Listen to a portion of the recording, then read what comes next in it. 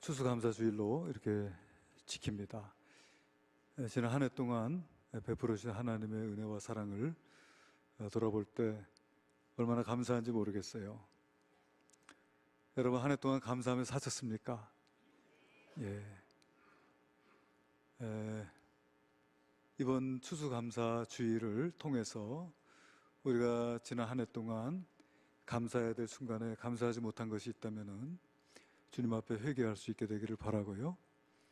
또 오늘 이 예배를 통해서 다시 한번 감사의 삶으로, 감사의 생활로 나아갈 수 있는 저와 여러분이 되시기를 간절히 바랍니다. 감사는 하나님의 뜻이다. 그리스도 예수 안에서 우리를 향한 하나님의 뜻이라고 했습니다. 범사에 감사하라. 이것은 명령입니다. 그런데 우리의 고민이 여기에 있습니다. 우리가 이 연약한 몸과 또 이 어리석은 생각을 가지고 이 세상을 살아가는 동안에 많은 어려움을 겪게 되지요. 우리가 지고 가야 될 삶의 무게가 있습니다. 그리고 이 세상을 살아가다 보면은 뜻하지 않게 우리의 뜻이 좌절되거나 또 육신의 질병이 생기거나 또 넘어지는 일들이 얼마든지 있을 수 있는 것입니다. 그런데 어떻게 우리가 범사에 감사할 수 있겠나? 그렇죠. 이 범사라고 하는 일은 모든 상황 속에서, 모든 주어진 여건 속에서 감사하라고 하는 것인데, 이것이 여러분 가능하겠습니까? 여기서 중요한 것은 뭐냐 하면은 감사라고 하는 것은 우리의 환경에서 시작되는 것이 아니라고 하는 사실이에요. 우리 한번 따라해 보겠습니다. 감사는 우리의 환경에서 시작되는 것이 아닙니다. 우리의 환경을 돌아보니까 아무런 부족함도 없고 아무런 고통도 없고 아무런 문제도 없어서 감사한다. 이게 아니고요. 환경으로부터 시작되는 것이 아니고 내가 어떠한 일을 만나든지 내가 어떤 상황과 여건에 처했든지 그 상황과 여건을 우리의 믿음의 눈으로 바라보고 그 속에서 역사하시는 하나님의 손길을 바라보고 하나님의 인도하심과 우리를 마침내 승리하게 하시는 하나님의 역사하심을 우리가 믿는 가운데서 감사와 찬양을 드리게 되는 줄로 믿습니다. 그러므로 여러분, 우리가 성경 잠언서 4장 23절에 보면 뭐든 지킬 만한 것 중에 더욱 내 마음을 지키라. 생명의 근원이 이에서 남이니라 그랬습니다. 그러니까 우리의 마음이 중요한 것입니다. 우리의 마음이 하나님을 믿는 그 믿음으로, 또 하나님의 역사하심을 신뢰하는 그 믿음으로 우리가 나아갈 때 그때 우리가 감사할 수 있는 것이다. 마쓰시다 고노스케라고 하는 일본의 세계적인 부호이자 사업가, 내셔널의 창업자였던 사람 우리가 기억합니다. 그는 94살에 죽을 때 산하 570개 기업을 소유하고 있었고 그 570개 기업 가운데서 종업원의 수가 13만 명이었다고 합니다. 큰 기업을 이룬 것이죠. 그런데 그는 아버지가 파산함으로써 초등학교 4학년 때 학교를 중퇴한 사람입니다. 학교를 중퇴하고 자전거방의 점원으로 취직을 해서 그는 자기의 친구들은 학교를 갈 때 학교 가지 못하고 손에 기름때를 묻히고 일을 했던 사람입니다. 그리고 저녁이 되면 어머니가 그리워 눈물을 흘리는 울보였다고 합니다. 그런데 그가 85년이 지나서 죽을 때 그처럼 큰 성공을 거둘 수 있었던 그 비결이 무엇인가? 어느 날 한 직원이 그에게 물었다는 거예요. 회장님, 어떻게 이렇게 크게 성공하셨습니까? 그러니까 그가 하는 말이 나는 하늘로부터 3가지 은혜를 받았다. 그 3가지 은혜가 뭐냐 하면은 첫 번째, 나는 가난했다는 거예요. 두 번째, 나는 허약했다는 거예요. 세 번째, 나는 배우지 못했다고 하는. 그게 무슨 은혜입니까? 그거는 도리어 원망해야 될 조건이지 그게 무슨 감사해야 될 조건입니까? 그렇게 이야기를 하니까 아니다. 나는 가난했기 때문에 부지런하지 않고는 살 수 없다는 것을 깨닫고 내가 성실한 사람이 될 수 있었다라고 하는 거예요. 그리고 두 번째, 난 몸이 허약했기 때문에 건강의 소중함을 일찍이 깨닫고 내 몸을 잘 관리해서 내가 이 나이 되기까지 건강하게 살았다는 거예요.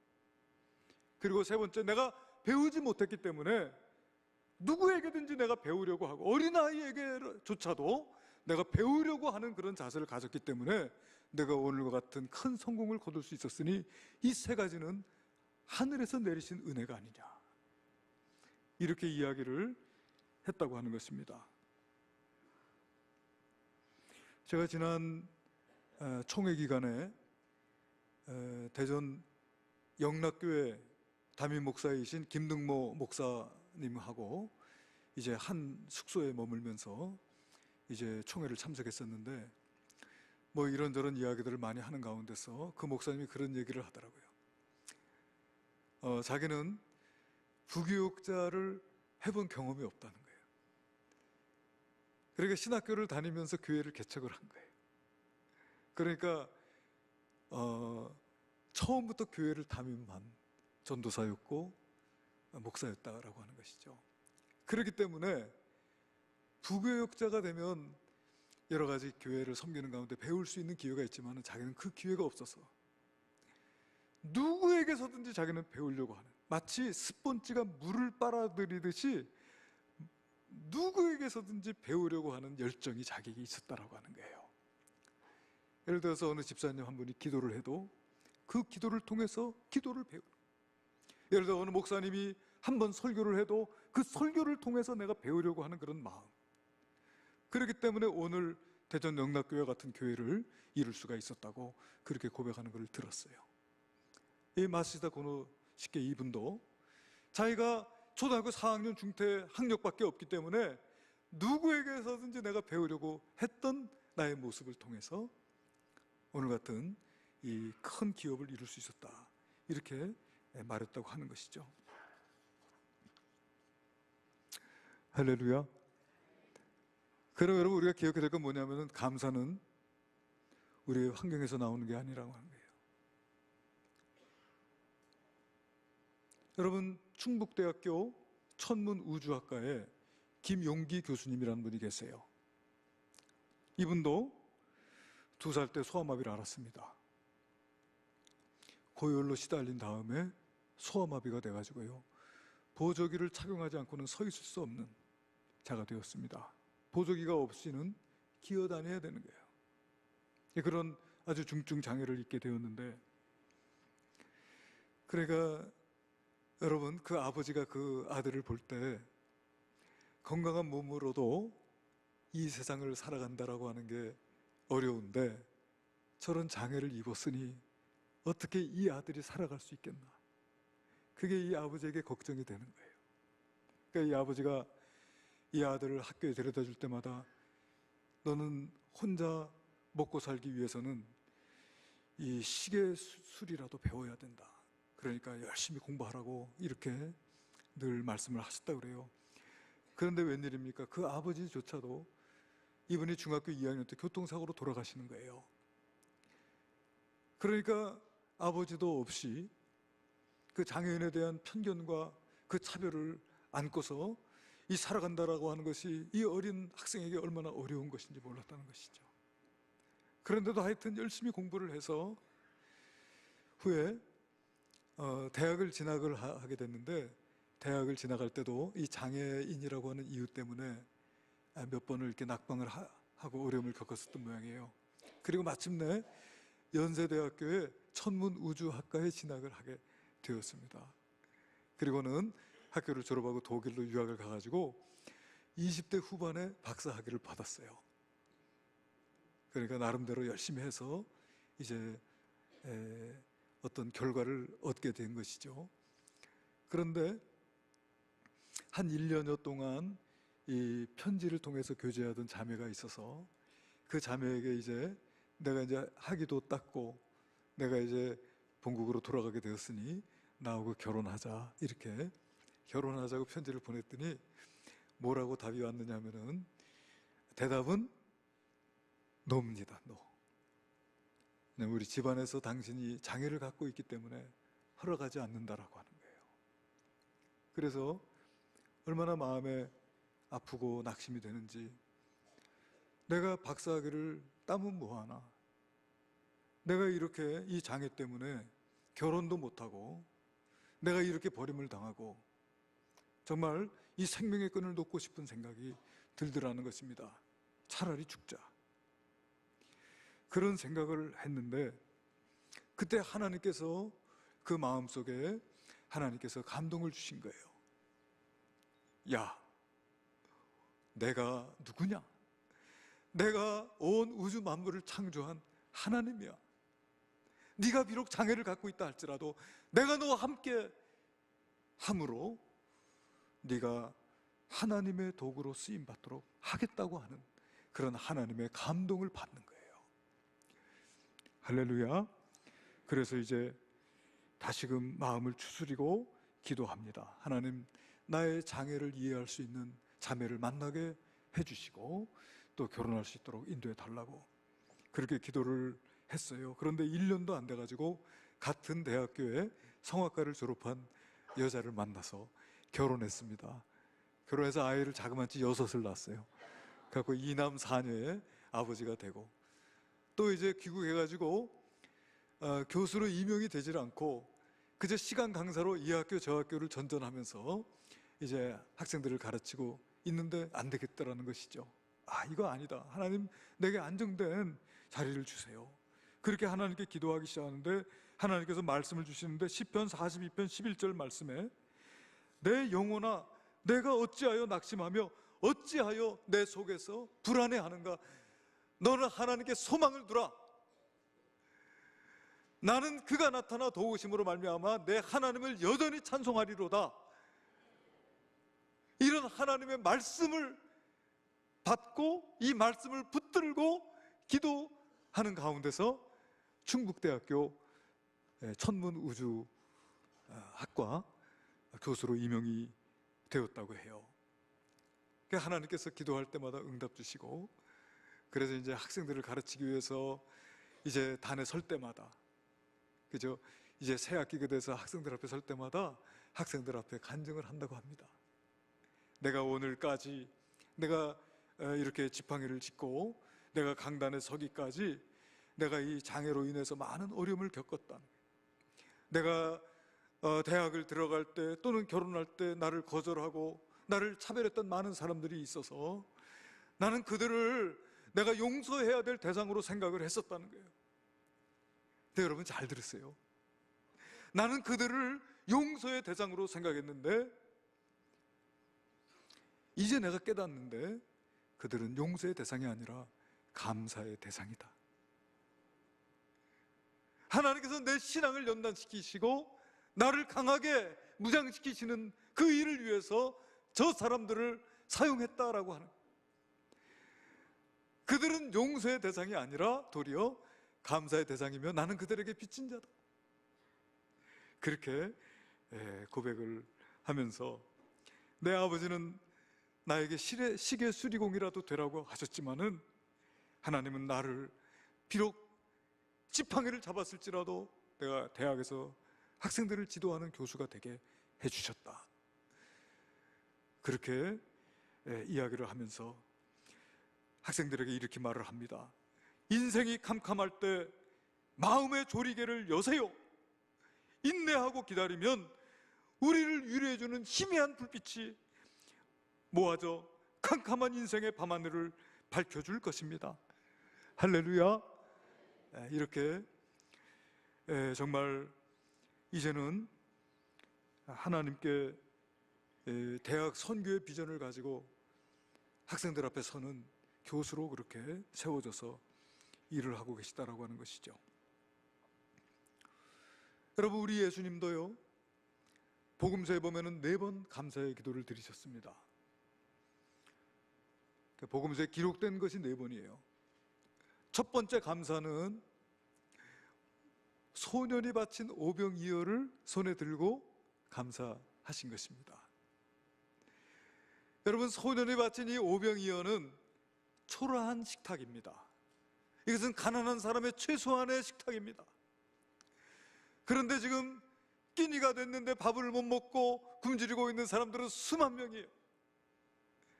그런데 우리 주님께서 그 수만 명을 먹일 수 있는 음식이 준비되었을 때 감사기도 한 것이 아니고 그 오병이어를 손에 들고 하나님께 감사의 기도를 드렸다는 것입니다. 그 감사의 기도가 하나님 앞에 드려지는 그 순간이 참으로 수만 명을 먹이는 하나님의 기적이 일어나는 출발점이 되었다라고 하는 것입니다. 할렐루야. 그러므로 우리 예수님의 감사도 환경으로 인해서 드린 감사가 아니라고 하는 거예요. 우리 예수님께서 드리신 두 번째 감사는 예수님의 실패 속에서 드려진 감사입니다. 예수님께서 심혈을 기울여서 복음을 전하려고 하던 도시들이 있었어요. 고라신, 벳세다, 가버나움, 이런 도시들에 우리 예수님께서 다른 마을들보다 더 심혈을 기울여서 복음을 전하고 또 수많은 이적과 기사를 행하고 하나님의 천국 복음을 전했어요. 그런데 그 마을 사람들이 그 놀라운 이적과 기사를 보면서도 예수님을 영접하지 아니하고 주님의 말씀을 전할 때에 그 말씀을 듣지 않습니다. 예수님을 조롱하고 비웃습니다. 그때 우리 예수님께서 탄식하셨어요. 화 있을진저 고라시나, 화 있을진저 벳세다야, 화 있을진저 가버나움아, 내가 너희에게 행한 모든 권능을 두로와 시돈에서 행하였다면 그들이 벌써 제2에 앉아 회개하였으리라 하면서 예수님 탄식하셨어요.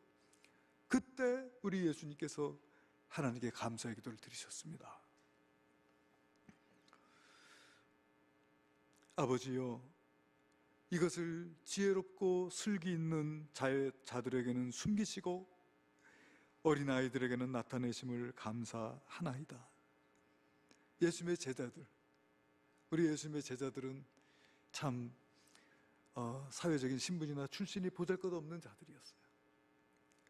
그런데 그 예수님의 제자들이 둘씩 나가서 주님의 복음을 전하다가 주여, 주의 이름이면 귀신들도 항복하더이다 하는 그런 놀라운 기쁨의 소식을 주님에게 와서 전하는 것이죠. 그러니까 큰 실패가 이어지고 있었지만 그럼에도 불구하고 그런 와중에서도 구석구석에서 진행되는 작은 성공을 보시면서 우리 주님께서 감사를 드리신 거예요. 할렐루야. 세 번째 예수님의 감사는 나사로라고 하는 자의 무덤 앞에서 드리신 것입니다. 예수님의 친구였던 나사로, 그가 이미 죽어서 나흘이 지나서 그가 매장되어져 있는 무덤에서 벌써 냄새가 나는데 예수님께서 그 무덤의 문을 열어놓으시고 그때 감사의 기도를 드렸습니다. 나사로의 죽음을 슬퍼하고 통곡하는 그 절망의 그 상황을 등 뒤로 하고 우리 하나님께서 기도하실 때, 우리 예수님께서 기도하실 때 뭐라고 기도하시냐면은 아버지여, 내 말을 들으신 것을 감사하나이다 하면서 기도하셨습니다. 그 감사의 기도가 여러분, 이 죽은 나사로 정말 그 붕대를 감은 채로 걸어 나오는 하나님의 놀라운 기적과 능력을 이루는 역사를 이루게 된 것을 우리가 보게 됩니다. 우리 예수님께서 드리신 마지막 감사의 기도는 최후의 만찬석 상에서였습니다. 예수님께서 떡을 가지시고 감사 기도를 드리시고 또 잔을 가지고 감사 기도를 드리셨어요. 누가복음 22장 17절에 보니까 이에 잔을 받으사 감사 기도하시고 이르시되 이것을 갖다가 너희끼리 나누라. 여러분, 이 떡과 이 잔이 무엇입니까? 이 떡은 예수님의 찢겨질 몸을 상징하는 것이고 이 잔은 예수님께서 흘리실 피를 상징하는 것이 아닙니까? 33세의 젊은 나이로 그 십자가의 고통과 죽음을 앞에 두고 우리 예수님께서 하나님께 감사의 기도를 드리셨다는 거예요. 이 주님의 감사의 기도야말로 감사의 절정이고 감사의 꽃이라고 아니할 수가 없어요. 그러므로 여러분, 예수님을 따르는 저와 여러분이 환경으로 인해서 감사할 것이 아니라 먼저 감사하실 수 있게 되기를 바랍니다. 여러분, 우리 하사모 시간에 배운 5가지 기도가 감사의 기도가 있어요. 우리 하사모 어르신들 아마 다 아실 거예요. 첫 번째가 뭐지요? 첫 번째가 범사 감사, 범사에 감사하라. 두 번째, 일단 감사, 일단 감사하고 보자. 네, 감사하라. 세 번째, 절대 감사, 네, 절대 감사, 무조건 감사죠. 그 다음에 네 번째, 선불감사, 그러니까 먼저 감사하는 거예요. 먼저. 그리고 마지막이 평생 감사. 한번 따라 보겠습니다. 범사 감사, 일단 감사, 절대 감사, 선불 감사, 평생 감사. 할렐루야.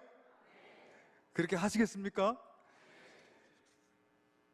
여러분, 다니엘을 보세요.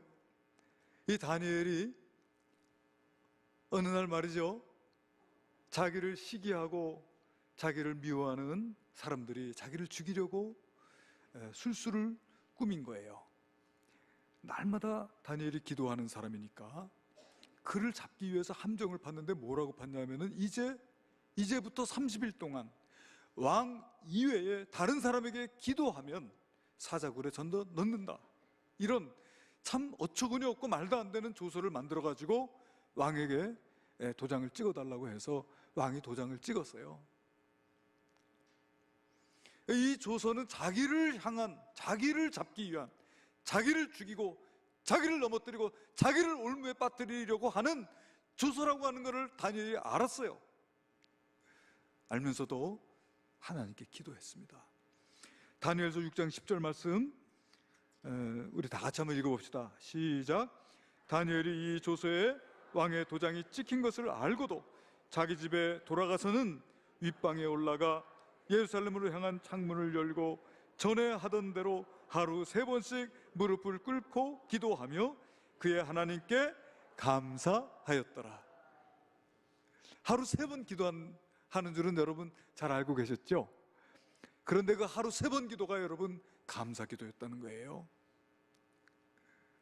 자기를 죽이려고 하는 음모인 줄 알면서도 다니엘이 그 환경으로 인해서 감사한 게 아니고 절대 감사를 드린 것이죠. 할렐루야. 여러분, 그때 하나님께서 어떻게 하셨습니까? 그 감사하는 다니엘의 기도를 받으시고 사자굴의 사자들을 순한 양처럼 만드시고 그들의 입을 그냥 닫아버리시고 그를 거기서 건져주셨어요. 그리고 왕에게 높임받게 하시고 하나님의 영광을 드러낼 수 있도록 인도해 주셨습니다. 그러나 이 조서를 만들고 다니엘을 죽이려고 하는 계획을 세웠던 사람들은 그 가족들과 함께 사자굴에 던져지고 던져지자마자 땅에 떨어지기도 전에 사자가 달려와서 삼켜버린 줄로 믿습니다. 이렇게 여러분, 감사는 환경으로부터 말미암는 것이 아니고 그것이 절대적인 감사로 하나님께 드려질 때 그 감사는 하나님께서 역사하시는, 하나님께서 기적을 일으키시는 하나님의 능력의 통로가 되는 줄로 믿습니다. 그러면 여러분, 감사가 우리의 환경을 하나님의 기적으로 바꿔주시는 거예요. 미즈노 겐조라고 하는 일본 사람이 있습니다. 이 사람은 이미 세상을 떠났습니다마는 그가 10살이 되었을 때, 초등학교 4학년 때 질병을 얻게 되었어요.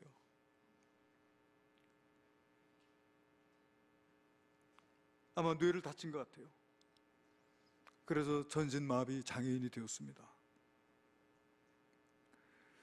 눈을 깜빡이는 것 외에는 그 어느 것도 자기 마음대로 움직일 수 없는 거예요. 그러니 여러분 어떻게 삽니까? 눈만 깜빡이고 어떻게 삽니까? 그러니 죽어야 되겠다 생각해도 죽을 수도 없는 거예요. 눈을 아무리 깜짝거려 봐야 죽을 수 없잖아요. 눈물이 흘러도 그 눈물을 닦을 수가 없어요. 이런 몸을 어떻게 사나?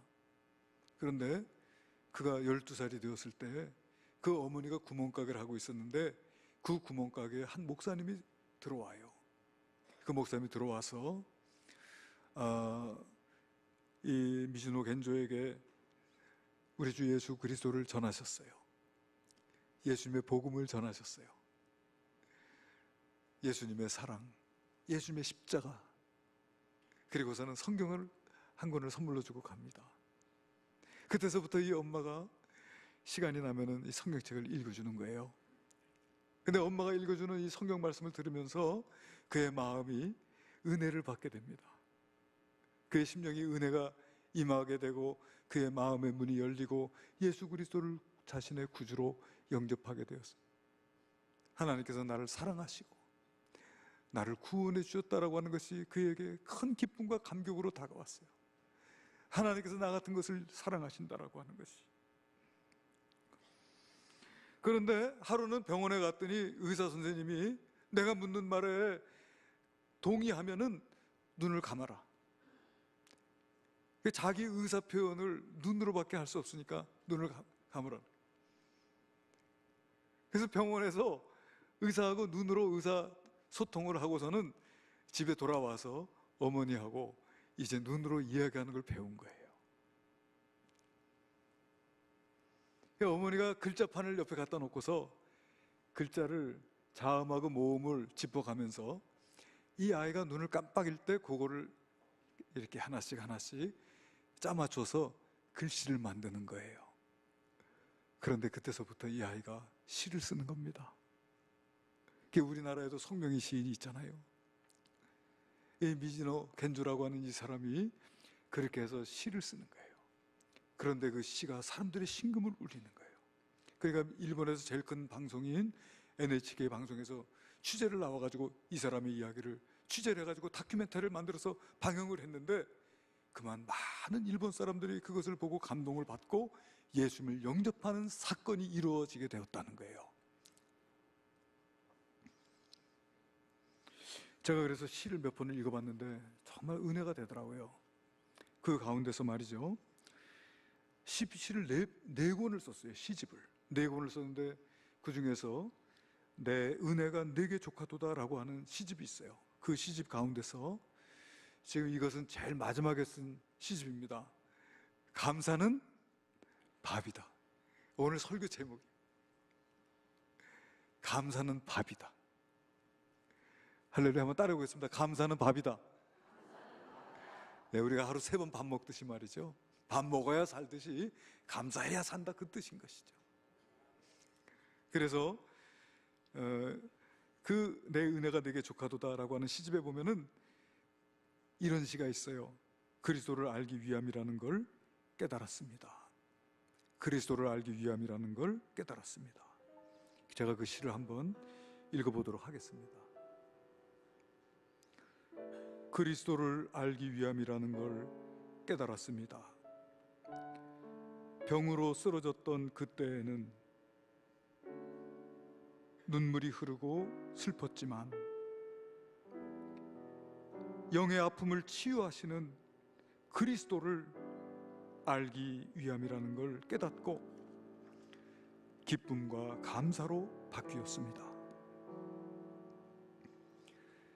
친구에게 외면당했던 그때에는 밤에 잠들지 못할 만큼 원망스러웠지만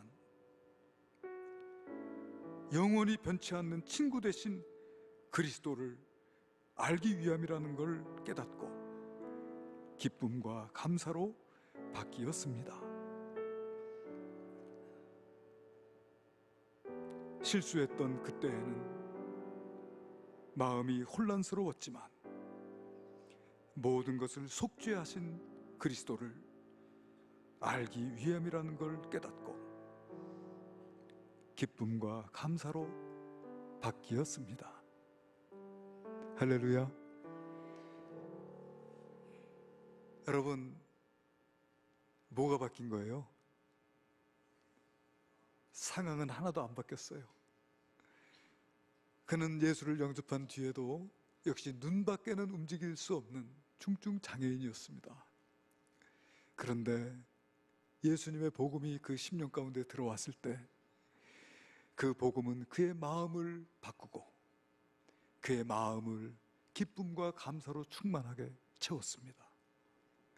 그래서 말이죠, 지금 일본의 비록 지금 복음화율이 1%가 채 안 되지만은, 그러나 가장 많은 일본 사람들에게 복음으로 영향을 미친 사람이 누구냐라고 할 때 바로 미즈노 겐조 이 사람을 이야기한다고 하는 거예요. 여러분, 놀랍지 않습니까? 눈밖에 깜빡일 수밖에 없는,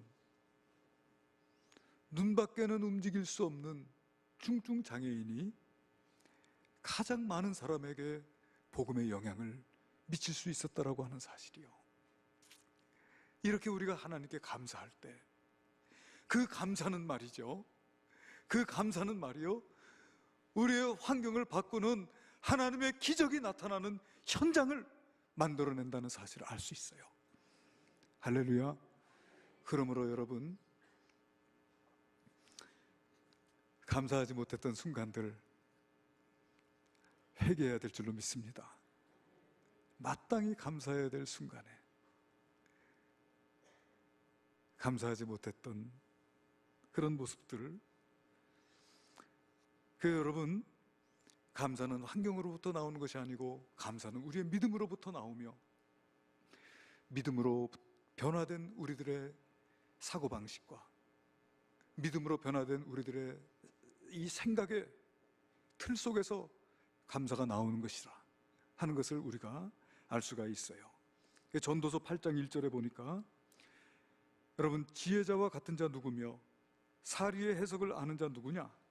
사람의 지혜는 그 사람의 얼굴에 광채가 나게 하나니 그 얼굴에 사나운 것이 변하느니라 그랬습니다.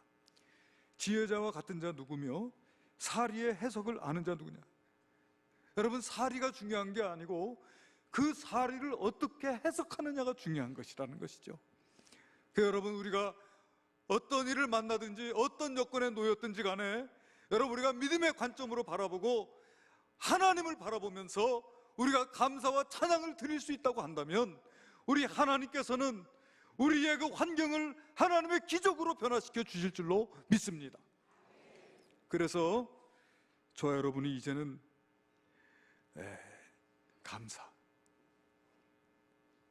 감사합시다. 우리 한번 좌우에 계신 분들하고 인사하면서 손을 꼭 잡아 주시고 감사합시다. 감사합시다.